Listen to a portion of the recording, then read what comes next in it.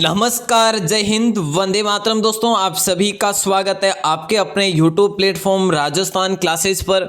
देखिए दोस्तों, आज अपन इस वीडियो में बात करने वाले हैं मौर्य साम्राज्य के बारे में। ठीक है, तो मौर्य साम्राज्य में सबसे पहले हम बात करेंगे चंद्रगुप्त मौर्य की, और उसके बाद अपन बात करेंगे बिंदुसार की, और इसके बाद में अगला जो टॉपिक आएगा वो आएगा सम्राट अशोक का। तो मेरे दोस्तों, इस वीडियो को भी आप कंप्लीट जरूर देखिएगा। मौर्य साम्राज्य से एक दो क्वेश्चन आपके किसी भी एग्जाम में जरूर बनते हैं, तो यहाँ पे ऐसे ही उसी आधार पर यहाँ पे कुछ टॉपिक जो है अपन विस्तार पूर्वक पढ़ने वाले हैं। तो देखिए, क्वेश्चन आंसर नहीं है यहाँ पे, मैं आपको बता दूं पहले से ही, क्वेश्चन आंसर नहीं है, अति महत्वपूर्ण तथ्यों के साथ थ्योरी क्लास है साहब। ठीक है, राजस्थान क्लासेस पर आप अगर पहली बार हैं तो चैनल को सब्सक्राइब जरूर कर लीजिएगा, बेल प्रेस जरूर दबा दीजिएगा। और ये है जो पटवार है, रीट है, एलडीसी है, ग्राम सेवक है, एनटीपीसी वगैरह है, दिल्ली पुलिस वगैरह है, उस सभी के लिए ये है जो वीडियो आपके लिए कारगर साबित होगी। बिल्कुल दोस्तों, तो स्टार्ट करते हैं। और यहाँ पे सबसे पहले अपन बात करते हैं मौर्य वंश के बारे में। देखिए दोस्तों, मौर्य जो वंश है उसके बारे में अपन बात करें ना, तो देखिएगा ब्राह्मण साहित्य के अनुसार मौर्य जो है ना, देखिए ब्राह्मण साहित्य के अनुसार मौर्य को शूद्र कहा गया है। ठीक है, क्या कहा गया? शूद्र कहा गया है। और जैन व बौद्ध साहित्य के अनुसार मौर्यों को क्षत्रिय कहा गया। क्या कहा गया? क्षत्रिय कहा गया है। तो देखिए दोस्तों, ऐसे प्रश्न अक्सर पूछे जाते हैं कि जैन व बौद्ध साहित्य के अनुसार मौर्यों को क्या कहा गया है। ठीक है, शूद्र, क्षत्रिय, निम्न वर्गीय या वैश्य, ऐसे ऑप्शन के साथ आपको क्वेश्चन बना हुआ मिलता है। तो देखिए, अगला है कि विशाख दत्त की जो एक मुद्रा राक्षस, विशाख दत्त की एक बिल्कुल है जो बुक है, पुस्तक है, मुद्रा राक्षस, और इसके अनुसार इसको वृषल कहा गया। वृषल का मतलब होता है निम्न वर्गीय। ठीक है, सबसे निम्न वर्ग में जो आता है उसके अंतर्गत वो वृषल कहलाता है। तो दोस्तों, इसके अनुसार विशाखा दत्त की मुद्रा राक्षस के अनुसार वृषल कहा गया। और रोमिला थापर के अनुसार ये क्या थे? ये वैश्य थे। जो मौर्य थे ना, ये क्या थे? वैश्य थे। और सर्वाधिक मान्य मत क्या है दोस्तों? ये है क्षत्रिय। तो क्षत्रिय जो हमेशा ध्यान रखना है, ये इंपॉर्टेंट तथ्य बनता है। जैन व बौद्ध साहित्य में इन्हें क्षत्रिय कहा गया। तो क्या कहा गया? बौद्ध व जैन साहित्य में क्षत्रिय कहा गया। और अधिक सर्वाधिक मत कौन सा है? क्षत्रिय ही है। ठीक है, तो कुल मिला के मौर्य वंश जो है ये क्षत्रिय हुए थे। ठीक है, तो अब अपन आगे बढ़ते हैं। सबसे पहले बात करेंगे चंद्रगुप्त मौर्य की। और दोस्तों, चंद्रगुप्त मौर्य की अपन थोड़ी सी यहाँ से बात कर लेते हैं। ठीक है, ये मौर्य साम्राज्य की यहाँ से बात करते हैं और उसके बाद अपन उस पीडीएफ को देखेंगे। ठीक है, तो सबसे पहले देखिएगा दोस्तों, यहाँ पे हम बात करें तो ये लीजिए, देखिए मौर्य वंश का संस्थापक हुआ था चंद्रगुप्त मौर्य। देखिए दोस्तों, मौर्य वंश का संस्थापक कौन हुआ? पहला प्रश्न तो ये आता है, आप क्या करेंगे? चंद्रगुप्त मौर्य कर देंगे। ठीक है, चंद्रगुप्त मौर्य। क्वेश्चन बहुत सारे बनते हैं, ऑप्शन आपको बहुत सारे दे देंगे, बिंदुसार, अशोक, ठीक है, और समुद्रगुप्त वगैरह, चंद्रगुप्त। तो देखिए चंद्रगुप्त करेंगे आप। और इनका जन्म हुआ था 345 ईसा पूर्व, या फिर आप बीसी कह सकते हैं। ठीक है, ईसा पूर्व कब? 345 ईसा पूर्व में इनका जन्म हुआ। ठीक है साहब। और जस्टिन ने चंद्रगुप्त मौर्य को सेंड्रोकोटस कहा। दोस्तों, क्या कहा? सेंड्रोकोटस कहा। किसने कहा? जस्टिन ने कहा, जिसकी पहचान विलियम जोन्स ने चंद्रगुप्त मौर्य से की। ठीक है, और जिसकी पहचान जो है चंद्रगुप्त मौर्य से किसने की? ये विलियम जोन्स ने की साहब। ओके, ये भी हो गया। अब देखिए अगला टॉपिक क्या आता है कि विशाखा दत्त कृत, जो मैंने आपको अभी बता दिया, चंद्रगुप्त मौर्य के लिए वृषल निम्न कुल में उत्पन्न शब्द का प्रयोग किया है। मतलब कि इसके लिए ऐसा प्रयोग किया गया है। तो मतलब सीधी बात ये है कि मौर्य वंश जो है ये क्या है? ये वृषल है। ये किसके अनुसार दोस्तों? है नहीं, लेकिन ये किसके अनुसार है? विशाखा दत्त की जो पुस्तक है मुद्रा राक्षस, उसके अनुसार। ठीक है साहब, इसकी बात अपन पहले कर चुके हैं। अच्छा, एक और, घनानंद को हराने में चाणक्य, और चाणक्य जो थे कौटिल्य कह सकते हैं, विष्णुगुप्त भी कह सकते हैं, ये इन्होंने देखिए चंद्रगुप्त मौर्य की मदद की थी। पूर्ण रूप से चंद्रगुप्त मौर्य ने ही इन्हें तैयार किया था और घनानंद को हराया था, और जो बाद में चंद्रगुप्त का प्रधानमंत्री बना। और ये पहले किसका था? पहले घनानंद का। चाणक्य जो था ये पहले घनानंद का था, और उसके बाद यहाँ से मनमुटाव होने के बाद, वहाँ से श्राप देते हुए, अभिशाप देने के बाद ये यहाँ पे चंद्रगुप्त के साथ आ गए और चंद्रगुप्त के प्रधानमंत्री रहे ये। और इसके द्वारा लिखित पुस्तक का नाम है अर्थशास्त्र। और दोस्तों, कई बार बार एग्जाम में प्रश्न पूछा गया है कि चाणक्य की जो पुस्तक है अर्थशास्त्र और उसमें अर्थशास्त्र का मतलब क्या है। ठीक है, ऐसा प्रश्न पूछा गया कि उसमें उस अर्थशास्त्र में किससे संबंध है। वो अर्थशास्त्र मतलब कि जो वर्तमान के अर्थशास्त्र से संबंधित है, या फिर राजनीति से संबंधित है, या फिर सामाजिक संबंधित है, या धार्मिक से संबंधित है। ऐसे प्रश्न कई बार बने हुए दोस्तों। तो आप इस चीज़ का ध्यान रखेंगे कि यह जो चाणक्य की अर्थशास्त्र है ना, ये इसका संबंध राजनीति से है। किससे साहब? राजनीति से। ओके, अब देखिए, अब आता है आगे कि चंद्रगुप्त मगध की राजधानी पर 322 ईसा पूर्व में बैठा। अब देखिए, चंद्रगुप्त मगध की राजगद्दी पर कब बैठे? 322 ईसा पूर्व में बैठा। जन्म कब हुआ? 345 ईसा पूर्व में हुआ साहब। ओके, और अगर आपसे यहाँ पे एक डायरेक्टली क्वेश्चन पूछा जाता है कि चंद्रगुप्त मौर्य जो हुए वो किस धर्म के अनुयायी हुए, ठीक है, तो आप क्या करेंगे? जैन धर्म करेंगे दोस्तों। क्या करेंगे? जैन धर्म। बहुत ही इजी क्वेश्चन बनते हैं यहाँ से, है ना, अगर आप इसे अच्छे से पढ़ लेते हैं तो। दोस्तों देखिएगा, आज की क्लास आपको अच्छी लगे ना तो बताइए ज़रूर कि आगे भी आपके लिए ये क्लास कंटिन्यू रखें ऐसी, मतलब थ्योरी में आप पढ़ना चाहेंगे तो ज़रूर है जो बताइएगा। ठीक है, हाँ, तो देखिए कमेंट जरूर करिएगा बाहर आके, है ना, लाइव के बाहर आके। अच्छा, अगला टॉपिक आता है कि चंद्रगुप्त ने अपना अंतिम समय, दोस्तों ये अपने कई बार पढ़ा भी है। ठीक है, श्रवण बेलगोला में बिताया था अंतिम समय। और श्रवण बेलगोला जो है ना, ये कहाँ पे? ये कर्नाटका में पड़ता है। कहाँ पे? कर्नाटका में। तो इन्होंने जो अंतिम समय जो गुजारा वो श्रवण बेलगोला में, अपने क्वेश्चन आंसर में भी पढ़ा था इसके बारे में। अच्छा देखिएगा, चंद्रगुप्त में 305 ईसा पूर्व में सेल्यूकस निकेटर को हराया। किसको हराया? देखिए दोस्तों, आपने सेल्यूकस तो पढ़ा ही होगा 10th में और 12th में सेल्यूकस। ठीक है, ये चंद्रगुप्त मौर्य ने सेल्यूकस को हराया और सेल्यूकस का पूरा नाम था सेल्यूकस निकेटर। ठीक है, और ये सेल्यूकस निकेटर ने अपनी पुत्री कार्नेलिया की शादी जो है चंद्रगुप्त मौर्य से करा ली थी। ठीक है, हारा इससे सेल्यूकस निकेटर, पहले तो हारा, उसके बाद कार्नेलिया नाम की जो इनकी लड़की थी इससे शादी भी करवा ली चंद्रगुप्त मौर्य से। और युद्ध की संधि शर्तों के अनुसार 4 प्रांत चंद्रगुप्त को दिए। कौन कौन से दिए? एक तो था काबुल, जो कि सबसे मतलब कि बहुत बड़ा था। एक कंधार था, उस समय के बहुत बड़े ये राज्य थे। और हेरात, ठीक है, और प्रांत कहो या फिर राज्य कहो, एक मकरान। तो ये चारों जो है इसको दे दिए संधि और शर्तों के अनुसार। किसको? चंद्रगुप्त मौर्य को। किसने दिए? ये सेल्यूकस निकेटर ने दिए साहब। और क्या? और कार्नेलिया नाम की जो पुत्री थी वो इससे शादी करवा ली। ठीक है साहब, ये भी हो गया। अब देखिएगा, अगला पॉइंट आता है कि चंद्रगुप्त मौर्य ने जैनी गुरु भद्रबाहु से जैन धर्म की दीक्षा ली थी। अब जैन धर्म के अनुयायी थे, ये तो अपन पहले ही कंफर्म कर चुके हैं। तो यहाँ पे ये बात आती है कि इन्होंने कौन से गुरु से, जैन गुरु जो थे जिनका नाम था भद्रबाहु, और उनसे इन्होंने क्या ली थी? दीक्षा ली थी साहब। ओके, शिक्षा लेना या दीक्षा लेना एक ही चीज़ होती है। ठीक है, तो दीक्षा ली थी, वहाँ की अनुयायी भी बने। अच्छा, आगे बढ़ते हैं, मेगस्थनीज के बारे में बात करते हैं। दोस्तों मेगस्थनीज जो है ना, ये सेल्यूकस निकेटर के राजदूत थे। ठीक है, और ये चंद्रगुप्त के दरबार में रहते थे और इनके द्वारा एक पुस्तक लिखी गई जिसका नाम है इंडिका। कई बार एग्जाम में पूछा गया, तो आप इसे अच्छे से लॉक कर देना, रिपीट भी होगा ये क्वेश्चन, देख लेना आप। ठीक है, मेगस्थनीज द्वारा लिखी गई पुस्तक का नाम इंडिका है। ये सेल्यूकस निकेटर का राजदूत था, चंद्रगुप्त मौर्य के दरबार में रहता था। ठीक है साहब, ये भी हो गया। अब देखिएगा, मैगजीन्स के अनुसार सम्राट का जनता के सामने आने के अवसरों पर शोभा यात्रा के रूप में जश्न मनाया जाता था। ठीक है, मैगजीन्स ने जो ये दरबार में चंद्रगुप्त के रहते तो इसलिए इन्होंने लिखी इंडिका। ठीक है, और इंडिका में इन्होंने ये लिखा कि जनता के सामने जब सम्राट आते थे उस समय, मतलब आने के अवसर में जब भी ये बाहर आते थे जनता के सामने, तो शोभा यात्रा के रूप में जश्न मनाया जाता था और उन्हें सोने के पालकी में ले जाया जाता था और उनके अंग रक्षक सोने और चांदी से अलंकृत हाथियों पर सवार रहते थे और कुछ अंगरक्षक पेड़ों को लेकर चलते थे। तो ऐसा है जो मैगस्थनीज ने इंडिका पुस्तक में कहा है दोस्तों, इसके बारे में आप जानकारी रख सकते हैं। ठीक है साहब, और विस्तार में बात करें तो थोड़ी सी और यहाँ पे बात कर लेते हैं अपन।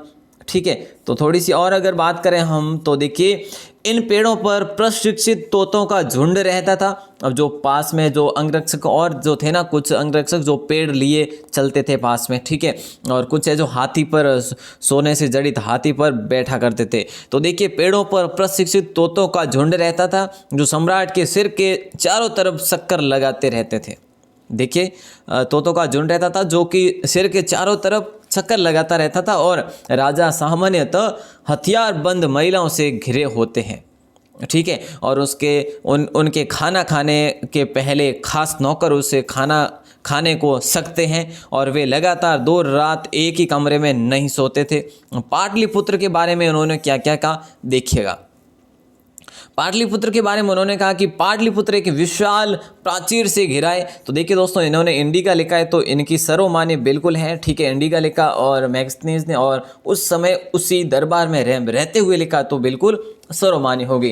पाटलिपुत्र के बारे में उन्होंने कहा कि पाटलिपुत्र एक विशाल प्राचीर से घिरा है और इसमें 570 बुर्ज और 64 द्वार है। तो देखिए दोस्तों जैसा कि आपके राजस्थान जीके में बनता है कि भाई जैसलमेर किला कितने बुर्जों से बना हुआ है या कितने बुर्ज है इसमें, तो ऐसे प्रश्न इसी प्रकार से पाटलिपुत्र एक विशाल प्राचीर से घिरा हुआ है और ऐसा लिखते हैं ये, ठीक है, और 570 बुर्ज है और 64 द्वार है। इसमें 2 और 3 मंजिल वाले घर लकड़ी और कच्ची ईंटों से बने हैं, ऐसा ये लिखते हैं, ठीक है, और राजा का महल भी काठ का बना है, मतलब कि लकड़ी का बना है, और जिसे पत्थर की नक्काशी से अलंकृत किया गया है। तो देखिए दोस्तों यहाँ पे आप पत्थर की नक्काशी से अलंकृत किया गया और घर किससे बना हुआ है, काठ से बना हुआ है। यह चारों तरफ से उद्यान और चिड़ियों के लिए बने बगीरों से घिरा है, मतलब कि चारों तरफ से उद्यानों से, मतलब ये काठ के घर है जो घिरे हुए चिड़ियों के लिए बने बगीरों से घिरे हुए हैं। और चंद्रगुप्त मौर्य की अगर हम बात करें, ये तो हो गया, और अब ये हो गया, ठीक है, ये मैग्स्थनीज ने जो भी कहना था वो कह दिया यहाँ तक, ठीक है। अब देखिएगा चंद्रगुप्त मौर्य और सेल्यूकस के बीच में हुए युद्ध का वर्णन एपियानम ने किया है। किसने किया है? एपियानम ने। जो युद्ध हुआ सबसे पहले, ठीक है, चंद्रगुप्त मौर्य और सेल्यूकस निकेटर के बीच में, सेल्यूकस निकेटर के बीच में, तो युद्ध का वर्णन एपियानस ने किया। और प्लूटार्क के अनुसार, देखिए प्लूटार्क के अनुसार चंद्रगुप्त में सेल्यूकस को 500 हाथी उपहार में दिए। देखिए दोस्तों यहाँ पे आप जीके में डायरेक्टली पढ़ते कि चंद्रगुप्त ने सेल्यूकस को 500 हाथी दिए, लेकिन ये किसके अनुसार? ये प्लूटार्क के अनुसार कहा गया ऐसा कि 500 हाथी सेल्यूकस को दिए। किसने? चंद्रगुप्त ने, ठीक है। और ये जो किसने कहा, ये युद्ध का वर्णन किसने किया है? ये एपियानस ने किया है साहब, ओके, ये भी आप बात ध्यान में रखेंगे। अब लास्ट चंद्रगुप्त से संबंधित जो टॉपिक आता है यहाँ पे ये आता है साहब कि देखिए थोड़ा सा ध्यान देंगे कि चंद्रगुप्त की मृत्यु 298 ईसा पूर्व। देखिए दोस्तों यहाँ पे ईसा पूर्व चलते थे, ठीक है, ईसवी सन नहीं चलता था, ईसा पूर्व चलता था, तो 298 मतलब जो कि पीछे चलता था, तो देखिए उल्टा चलता था, ठीक है। चंद्रगुप्त की मृत्यु 298 ईसा पूर्व में श्रवणबेलगोला में उपवास के दौरान हुई थी। और श्रवणबेलगोला में आपको बता चुका हूँ, अपन पढ़ चुके हैं, और कर्नाटक में है साहब। कहाँ पे? कर्नाटक में, ओके। ये आपका हो गया साहब चंद्रगुप्त मौर्य के बारे में पूरी जानकारी, ठीक है। और चंद्रगुप्त मौर्य से एक न एक क्वेश्चन जरूर आपको एग्जाम में देखने को मिल सकता है दोस्तों, तो आपने ये उम्मीद करता हूँ आपने पढ़ लिया होगा। अब चंद्रगुप्त मौर्य के बारे में अपन थोड़ी सी और बात करें तो देखिए यहाँ पे हम बात करते हैं, हमने बात की, देखिए निकेटर ने अपनी पुत्री, देखिए यहाँ पे हेलन बताया है, ठीक है, क्रानेलिया अपने अभी देखिए कार्नेलिया, ठीक है, यहाँ पे हेलन बताया है। तो देखिए दोस्तों दोनों चीज़ों को आप अच्छे से ध्यान में रखेंगे। और अब देखिए यहाँ पे हम बात करें तो देखिए अपना दूत मैग्स्थनीज को चंद्रगुप्त मौर्य के दरबार में भेजा, पुस्तक इंडिका लिखा इन्होंने, ठीक है। और एक एरियन की जो पुस्तक दोस्तों इंडिका, और पिलनी देखिए एक और है जैसे कि एरियन की पुस्तक, ठीक है, इंडिका, इसका भी आप ध्यान में रखेंगे। तो देखिए दोस्तों अब यहाँ पे आप इससे जुड़े जो भी है ना, इससे जुड़े जैसे कि पिलनी की पुस्तक है नेचुरल हिस्टोरिका या फिर नेचुरल हिस्ट्री प्लिनी कह सकते हैं, ठीक है। और टॉलमी की पुस्तक जियोग्राफी है। और अज्ञात लेखक जो पेरिपल्स ऑफ एरिथ्रियन सी, ये जो है ना इसमें भारतीय बंदरगाहों की जानकारी भी मिलती है। तो दोस्तों ये भी आप लिख सकते हैं, लिखना चाहे तो, बाकी चंद्रगुप्त मौर्य के बारे में ही है, ठीक है।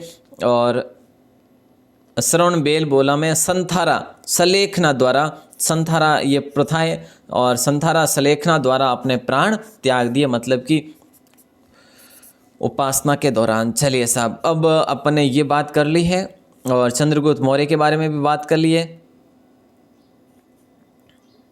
और ये सेल्यूकस जो था, सेल्यूकस निकेटर जो था ना, ये सिकंदर का सेनापति था। ये तो आप सभी को पता होना चाहिए और अब भी आप कंफर्म कर लीजिएगा यदि पता नहीं था तो। ठीक है साहब, अब अपन आगे देखते हैं। आगे जो है इन्होंने शिक्षा जो दोस्तों प्राप्त की ना, शिक्षा तक्षशिला में प्राप्त की थी और चाणक्य ने इसे 1000 काठशाकड़ में खरीदा था, ऐसा माना जाता है। ठीक है, ये फिक्स नहीं है, लेकिन 1000 काठशाकड़ उस समय देखिए ये मुद्रा थी, कारसापण में खरीदा था 1000 में।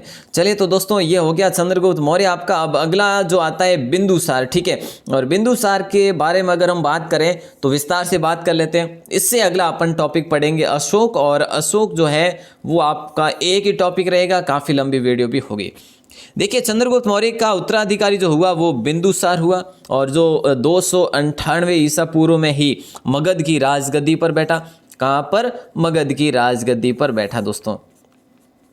ठीक है साहब, ये भी हो गया। अब इसे अमित्र घात के नाम से जाना जाता है। क्या?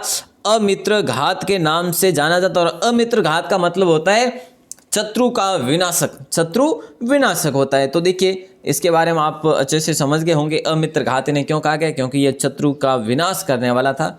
चंद्रगुप्त मौर्य का उत्तराधिकारी था बिंदुसार। ये बना कब? 298 जब मृत्यु हुई थी चंद्रगुप्त मौर्य की। अच्छा दोस्तों, बात करते हैं अपन बिंदुसार आजीवक संप्रदाय का अनुयायी था। किस संप्रदाय का? आजीवक संप्रदाय का अनुयायी था दोस्तों। ठीक है, ये भी हो गया, आप ध्यान में रखेंगे। अब एक ये नोट जो है यहाँ पे लिखा हुआ है ना, ये आजीवक संप्रदाय की स्थापना मखली पुत्र गोसाल ने की थी। अब देखिए यहाँ पे आपके लिए एक इम्पोर्टेंट तथ्य कि जो आजीवक संप्रदाय था इसके अनुयायी थे बिंदुसार। अब ये आजीवक संप्रदाय के जो प्रवर्तक थे वो कौन थे? तो देखिएगा मखली पुत्र गोसाल थे। कौन थे? मखली पुत्र गोसाल ने इसकी स्थापना की थी, संप्रदाय की स्थापना की थी साहब। ओके, यहाँ पे देखिए हर एक मोड पर क्वेश्चन बनता है दोस्तों, और हर एक टॉपिक पर क्वेश्चन बन रहा है। आपके लिए क्वेश्चन आंसर भी जल्दी लेकर आऊँगा, ठीक है, तो अच्छे से याद कर लेना। वायु पुराण दोस्तों, ये तो आपने पढ़ा ही होगा वायु पुराण के बारे में। तो देखिए वायु पुराण में बिंदुसार को भद्रसार कहा गया। ठीक है, भद्रसार कहा गया, या फिर आप वारिसार भी कह सकते हैं। तो दोस्तों ऐसा प्रश्न अगर बन जाए तो आप छोड़ेंगे नहीं। ठीक है, वायु पुराण में बिंदुसार को भद्रसार या वारिसार कहा गया है। और स्ट्रेबो के अनुसार सीरियन नरेश एंटियोकस ने बिंदुसार के दरबार में डाइमेकस नामक राजदूत भेजा, और इसे ही मैग्नेस का उत्तराधिकारी माना जाता है। तो देखिएगा दोस्तों यहाँ पे ये क्वेश्चन बड़ा इंपॉर्टेंट बनता है कि वायु पुराण जो पुस्तक है उसमें बिंदुसार को भद्रसार कहा गया और वारिसार भी कहा गया। ओके, ये क्लियर हो गया।